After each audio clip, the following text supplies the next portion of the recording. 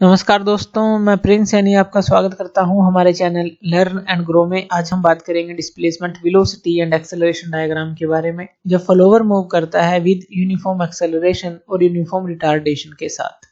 Uniform acceleration का मतलब है कि गति बढ़ती चली जाए यूनिफॉर्मली, और रिटार्डेशन का मतलब है जो गति है वो घटती चली जाए यूनिफॉर्मली। तो यहाँ पर हमने एक एग्जाम्पल लिया है कि जैसे यहाँ पर एक कैम है और यहाँ पर अगर ये कैम रोटेट करती है तो फॉलोवर जो है इसके पाथ को फॉलो करता है। तो यहाँ पर ये दिखाया गया है। तो जैसे जैसे कैम यहाँ पर रोटेट करती है तो फॉलोवर जो है वो मूव करता है। जैसे कि यहाँ पर हमने दिखाया कि मैक्सिमम राइज होगा और इसके बाद अगर हम देखें तो ये नीचे की तरफ आता है।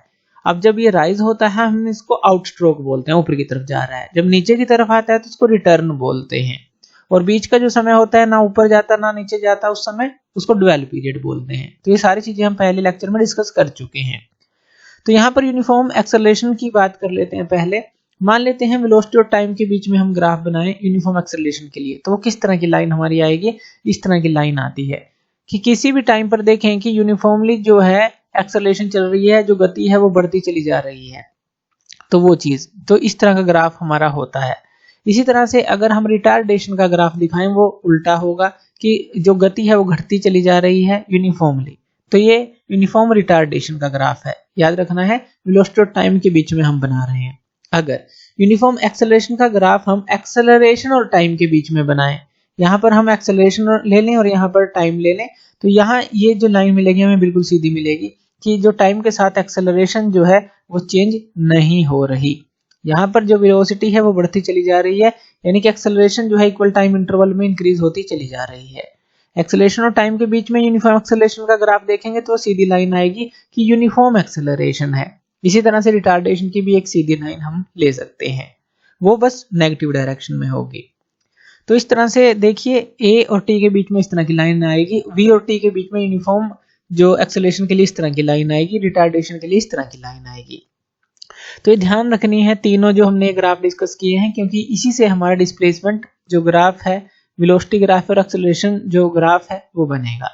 तो चलिए पहले तो हम डिस्प्लेसमेंट ग्राफ को बना लेते हैं। यहाँ पर हमें करना क्या है, जितना भी आपको स्ट्रोक दिया हो तो वो आपको ले लेना है। स्ट्रोक यानी कि यहाँ से यहाँ तक जो एस है वो आपको ले लेना है, जो भी न्यूमेरिकल में दिया होगा स्ट्रोक।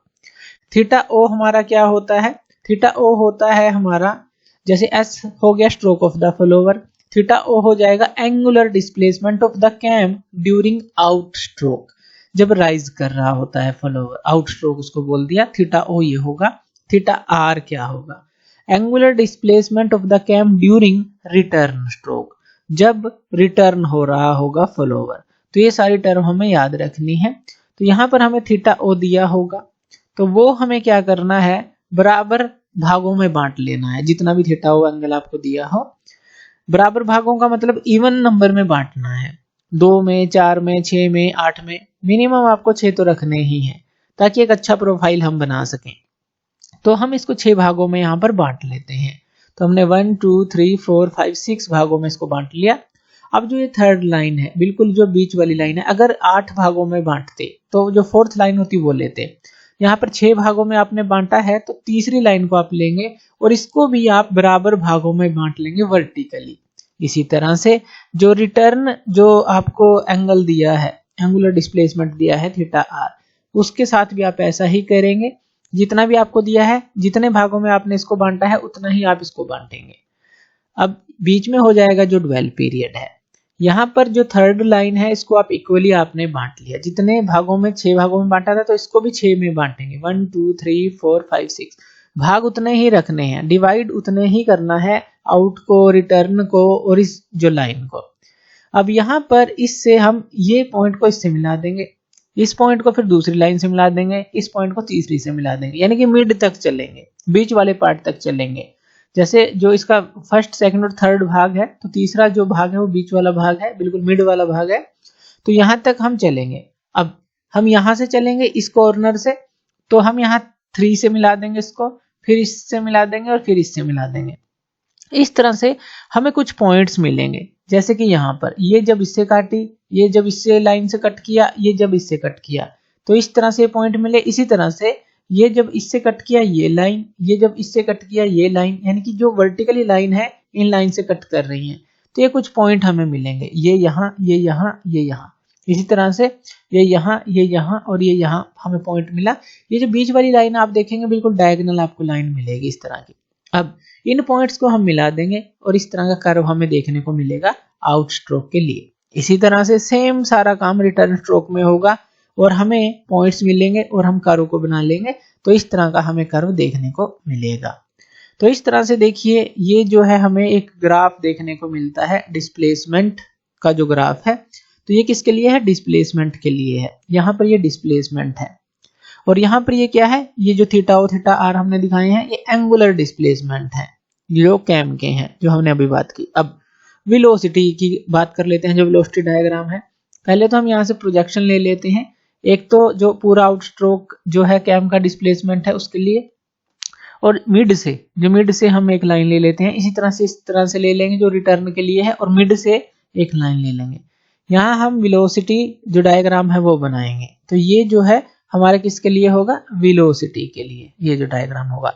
अब देखिए जो मिड तक है यहाँ पर दिखाया गया है कि यूनिफॉर्म एक्सेलरेशन है। तो यूनिफॉर्म एक्सेलरेशन का जो ग्राफ था, अब देखिए मिड तक ये बढ़ा और फिर ये जो है इस तरह से गया, यानी कि यहाँ से स्लोप जो है इस तरह से है और यहाँ से इस तरह से है, बिल्कुल इसका उल्टा। तो यहाँ से ये जो है इंक्रीज हुआ, यहाँ से ये रिटार्ड हुआ, यानी कि यहाँ एक्सेलरेशन बनी और यहाँ रिटार्ड हुई। तो यहाँ पर अगर हम ग्राफ देखें यूनिफॉर्मली एक्सेलरेशन के लिए ये होगा मिड तक, इसलिए मिड वाली लाइन हमने नीचे उतारी है। तो ये गई और यहाँ से वापिस आएगी, रिटार्ड होगी। तो यहाँ पर अगर हम मैक्सिमम वेलोसिटी की बात करें तो मैक्सिमम वेलोसिटी हमारे पास इतनी होगी। किसके लिए? जो कि हमारे पास आउट स्ट्रोक था उसके लिए ये मैक्सिमम वेलोसिटी हो गई। बीच में ड्वेल पीरियड हो गया, इसके लिए कुछ नहीं।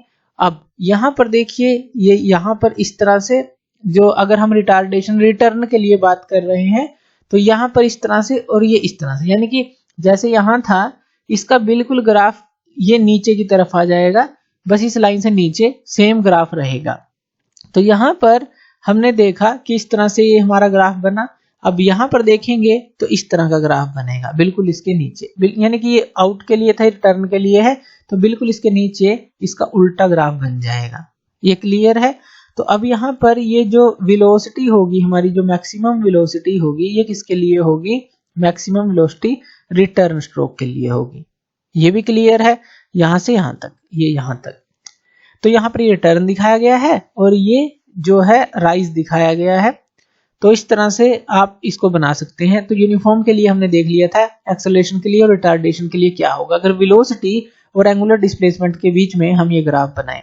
अब एक्सेलरेशन ग्राफ की बात कर लेते हैं। अब ये जो ग्राफ होगा ये एक्सेलरेशन के लिए हम बनाएंगे। एक्सेलरेशन के लिए क्या बनेगा?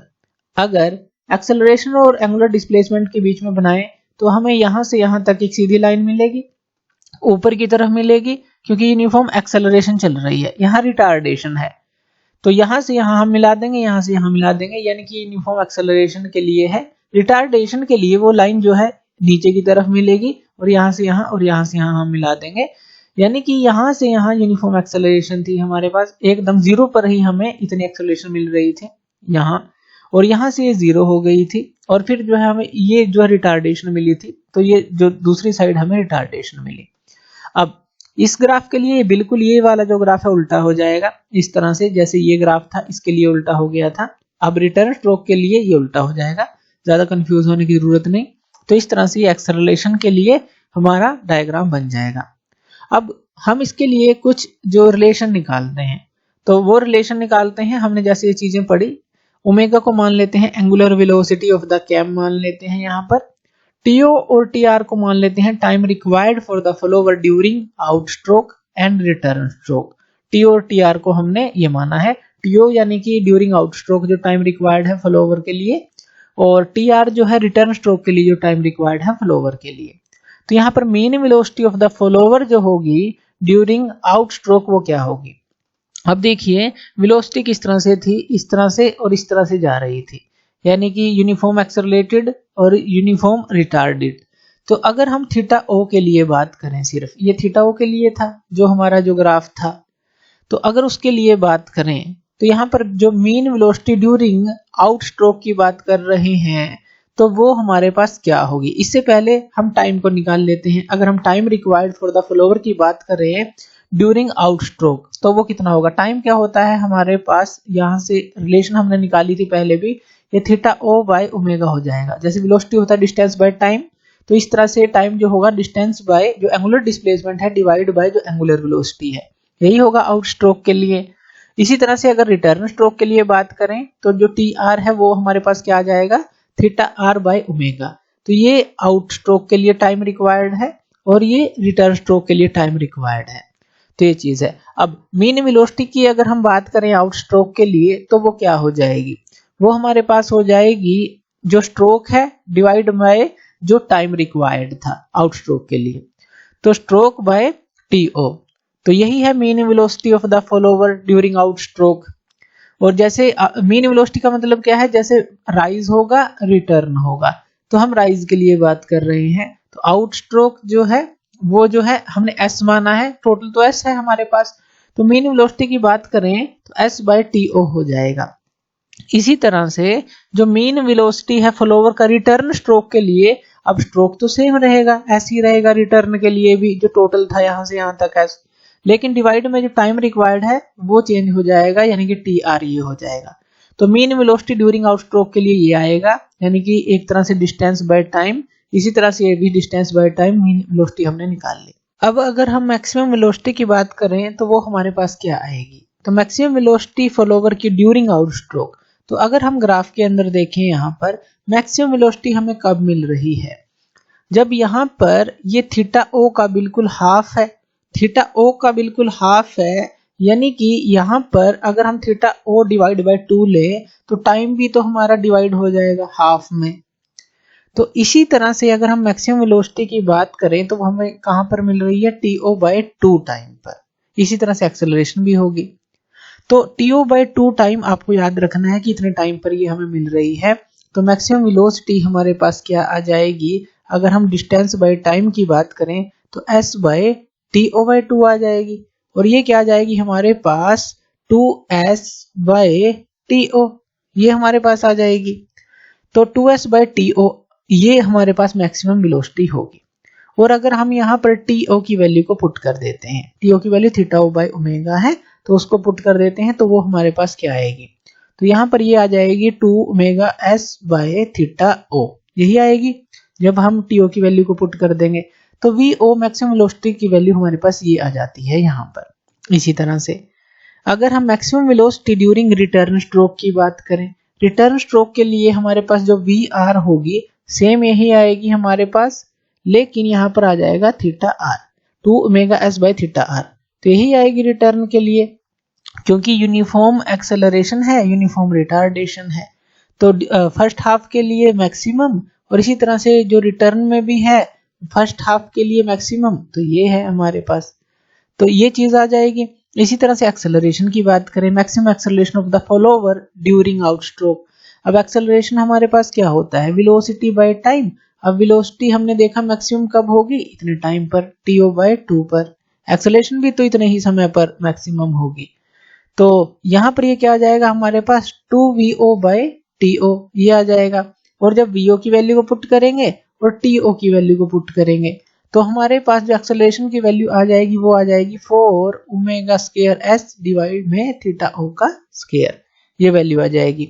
इसी तरह से जो मैक्सिमम एक्सेलरेशन है रिटर्न स्ट्रोक के लिए, तो उसको हम रिप्रेजेंट कर देंगे ए आर से, और इसकी वैल्यू क्या आ जाएगी 4 ओमेगा स्क्वायर एस, सेम ही आएगी, लेकिन यहाँ पर एंगल जो है वो चेंज हो जाएगा बस थीटा आर का स्क्वायर।